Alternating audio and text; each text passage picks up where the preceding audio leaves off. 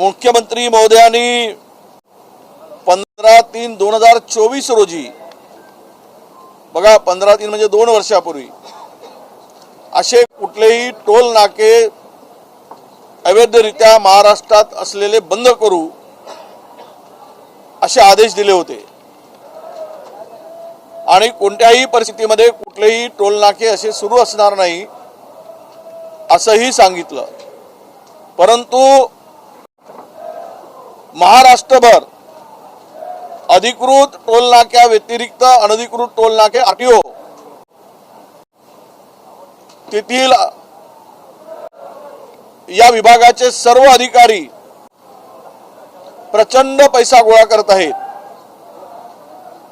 यामध्ये दुर्दैवानं वाहन चालकांना प्रचंड त्रास सहन करावा लागत आहे। त्यामुळे भंडारा गोंदियाचे खासदार हे स्वतः देवळीच्या टोल नाक्यावर गेले असतात त्यांना धक्काबुक्की आणि मारण्याचा प्रयत्न झाला। हे पोचलेल्या दलालाकडून काही महिला पोचले गेले आहेत आणि असे कुठेतरी लोकप्रतिनिधी किंवा सामाजिक संघटना पुढे सरसावल्या की त्याला मारण्याचं काम, धमकावण्याचं काम, धक्काबुक्की करण्याचं काम राजरोसपणे सुरू आहे। हा प्रश्न विधिमंडळात आम्ही घेणारच आहोत। परंतु ही टोल वसुली आणि प्रचंड पैसा, लाखो करोडो रुपये वसूल केले जात आहेत, यावर मुख्यमंत्र्यांनी लक्ष घातलं पाहिजे। आम्ही परिवहन मंत्र्यांना ही बाब निदर्शनास आणून दिलेली आहे आणि या अधिकाऱ्यावर त्वरित कारवाई केली पाहिजे। हे अवैध वसुली करण्यासाठी अवैध टोल नाके कसे काय उभारू शकतात, त्यांच्यावर त्वरित कारवाई करून निलंबन केलं पाहिजे, FIR दाखल केला पाहिजे। अशा प्रकारची मागणी सुद्धा आम्ही केलेली आहे। साताऱ्यामध्ये जो संपूर्ण प्रकार जिल्हा परिषदेच्या निवडणुकीच्या वेळी घडलेला आहे आणि त्या विरोधात आता शिंदेच्या शिवसेनेचे सगळे मंत्री असतील किंवा आमदार पोलीस अधिकाऱ्यांच्या विरोधात निषेध व्यक्त करतात। नाही, आता तेच आहे की जर पोलीस मंत्र्यांना धक्काबुक्की करून मंत्र्यांच्या हातातून सदस्य पळवून नेत असतील तर सामान्य माणूस कुठे आहे? जिथे मंत्र्याच्या हाताला जखम होते, धक्काबुक्कीमध्ये त्यांना मार खावा लागतो आणि 100 साध्या वेशातील पोलीस येऊन 2 मंत्र्यांना पकडून ठेवतात, ढकलत नेतात, त्या जिल्ह्याच्या पालकमंत्र्याला ढकलत नेतात।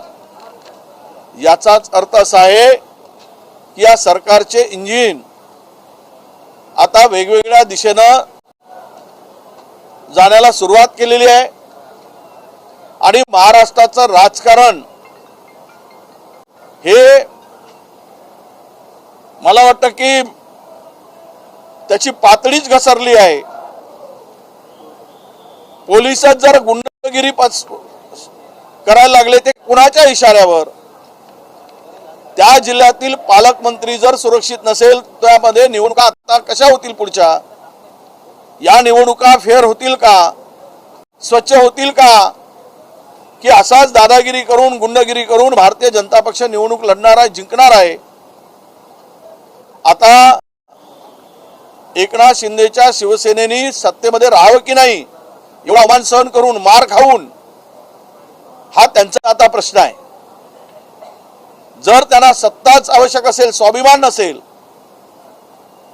तो विकला गेला असेल, तो गहाण ठेवला गेला असेल, तर त्यांनी खुशाल राहावं, मार खात जावं आणि सत्तेची फळं चाखत जावी।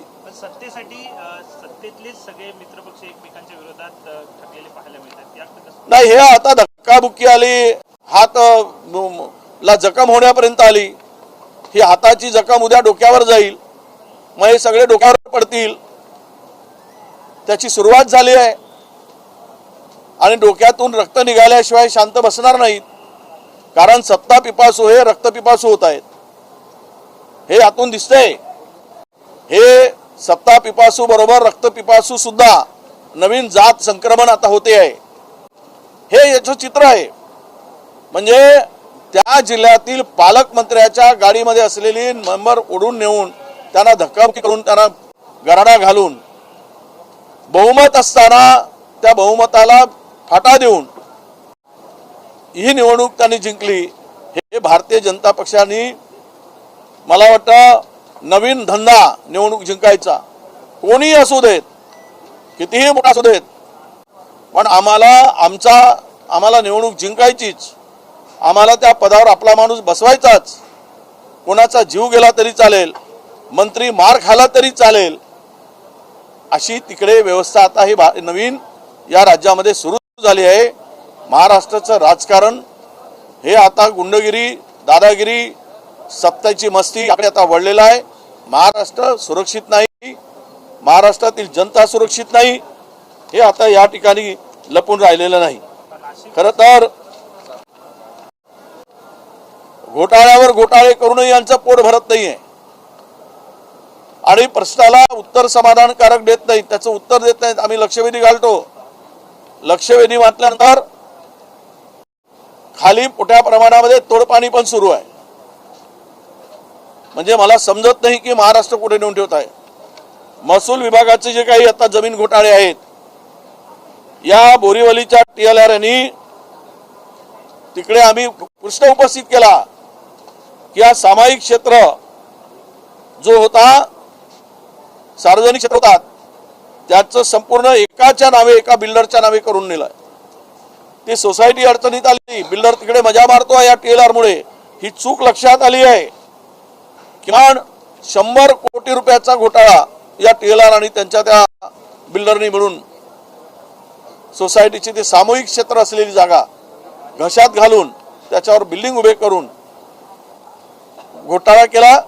काहीच कारवाई होत नाही, अशा अनेक प्रकरण आहेत, ते काढू आम्ही आता अंतिम आठवड्यामध्ये। पण प्रश्न असा आहे की हे सरकार करते काय? एवढाले प्रश्न उपस्थित केल्यावर थातूर मातूर उत्तर देते, चौकशी केली जात नाही, आरोपाची दखल घेत नाही। एवढं बेशरमपणा आणि बेशरमपणाची संपूर्ण हद्द यांनी पार केलेली आहे।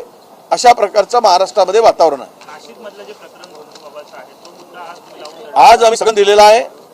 स्थगनवर चर्चा झाल्यानंतर मी प्रेस पुढे येईल, आता ते सगळं आपण सभागृहात मांडणार आहोत। झालं, मी बोललो ना। गॅस सिलेंडर तुटवडा जो आहे तो मोठ्या प्रमाणात पाहायला मिळतो, नागरिकांना त्रस्त आहेत। आता गॅस सिलेंडरचा बाटला जो आहे तो अर्ध्या वजनाचा दिला जाणार आहे, गॅसवरती पण जे आहे परिणाम पाहायला मिळणार। हे ज्या वेळेस या रांगा दिसतात, तुटवडा दिसतो, लोकांचा टाऊ आहे, ब्लॅकमेल मध्ये केले जातात। काल कोणीतरी एक बातमी चालवली हिंदी चॅनलवर, चंद्रपूरच्या काँग्रेसच्या अध्यक्षाकडे 800 सिलेंडर भेटले म्हणून। जरा कलेक्टरला विचारा, तिथल्या SP ना विचारा। म्हणजे स्वतःचे पाप ढाकण्यासाठी, लपवण्यासाठी काँग्रेसवर आरोप करायचा। एक सुद्धा सिलेंडर त्या ठिकाणी आमच्या अध्यक्षाकडून काँग्रेसच्या मिळालेला नाही, एक सुद्धा नाही। पण फेक बातमी, फेक नरेटिव्ह। आणि आज ज्या गॅसचा तुटवडा झाला आहे याला जबाबदार, एकीकडे तुटवडा नाही आहे, अजिबात नाही आहे, फक्त मंत्र्यांसाठी नाही आहे, मुख्यमंत्री उपमुख्यमंत्र्यांसाठी तुटवडा नाही आहे, अधिकाऱ्यांसाठी तुटवडा नाही आहे, सामान्य माणसाला आहे। त्यामुळे यांना दिसत नाही, यांचे डोळे गेले आहेत, यांच्या डोळ्यावर सत्तेचा चष्मा आहे। त्यामुळे गरिबांचे हाल, हा गॅसचा तुटवडा, लोकांचे होत असलेले ससेहोलपाट हे यांना दिसत नाही, कारण हे आंधळ सरकार आहे।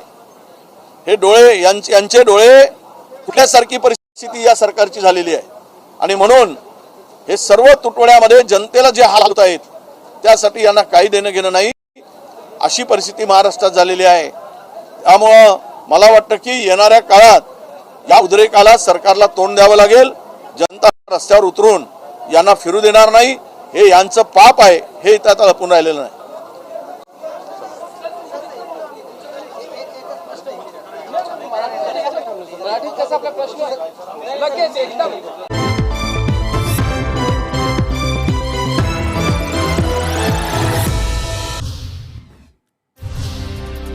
तर न्यूज टॉप 9 ची सुरुवात करणार आहोत। खरात प्रकरणी तपासाला वेग, पाहूया टॉप 9।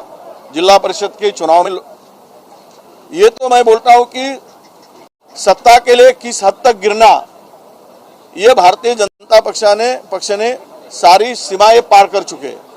वहां के गार्जियन मिनिस्टर को मार खाना पड़ता है, वहां पे उनके साथ में बदसलूकी होती है, वहां गार्डियन होने के मिनिस्टर होने के बाद में भी पुलिस उनको पकड़ के रखती है, उनके हाथ को जख्म हुए। तो इससे यही पता चलता है कि महाराष्ट्र में भारतीय जनता पक्ष को चाहे कोई भी हो, कितना भी बड़ा हो, उससे वो सत्ता के लिए उसको भी वो बख्शेंगे नहीं। अब एक मिनिस्टर के साथ, दो मिनिस्टर के साथ सत्ता में रहने वाले बहुमत होने के बाद में, मेजोरिटी होने के बाद में भी इस तरह का धंधा करके, व्यवहार करके अगर भारतीय जनता पार्टी काम करती है, इसका मतलब यही है कि ये सत्ता पिपासु लोग सत्ता के लिए किस हद तक गिर सकते हैं, ये उन्होंने दिखा दिया है।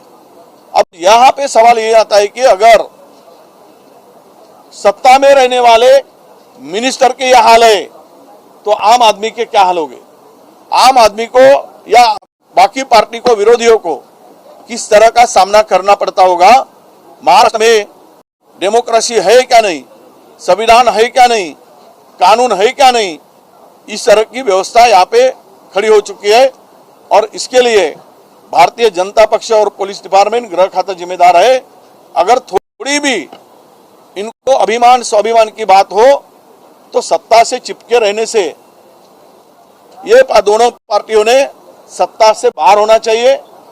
अब मार खा के भी अगर वहां पे रहना चाहेंगे तो उनकी सत्ता की भूख है, बाकी स्वाभिमान